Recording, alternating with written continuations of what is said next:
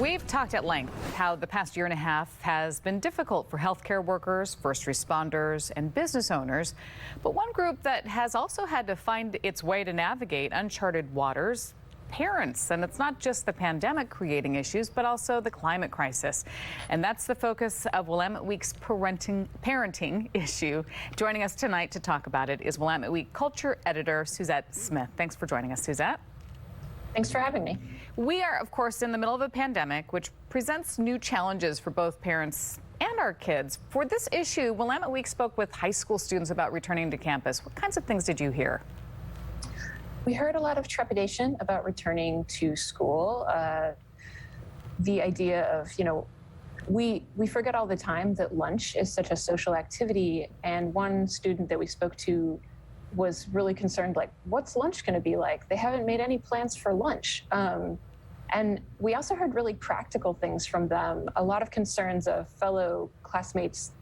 Distance learning wasn't really working, that a lot of their friends might be doing badly in their classes, and that was really heavy on their minds. Definitely new anxieties for kids as they come back to school in the fall. You also profiled a local environmental group for families. How has it changed since it started? Sure.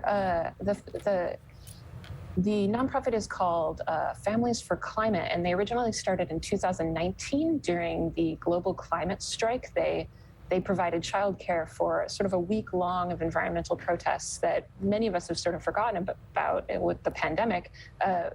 Sort of the environment and the ecosystem used to be much more at the forefront of sort of everyone's thinking. And so there was like a week-long series of protests in the fall. They provided childcare, and they sort of noticed that childcare or thinking about what kids were going to do during these events wasn't really being considered that much at the environmental protests they were going to. So they started in 2020, they became a nonprofit, and then the pandemic hit. So everybody was online. About 2 months of that, they realized, hey, we have to start moving again, even though everyone has to stay home. So they actually moved their organization to a very online sort of level of engagement. Now they do monthly classes for kids about, not all of it is really heady, because I think the organization worries a lot about children being concerned about the future. So it operates often as a support group for parents, but then also they do monthly learning sessions for kids just about like appreciation of the natural world and like kind of problem solving using kind of natural or ecologically friendly means. Well, parents certainly have had to navigate so much. What did you find as the biggest challenge facing families right now writing this article?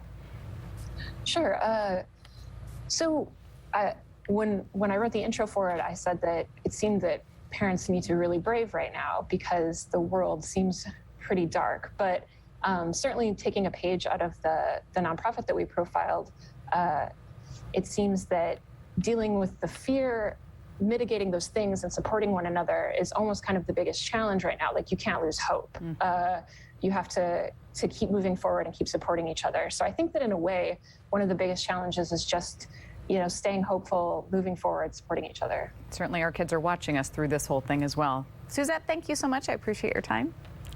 Thanks for having me. You can read the entire article in the latest edition of Willamette Week on newsstands now or online at wweek.com.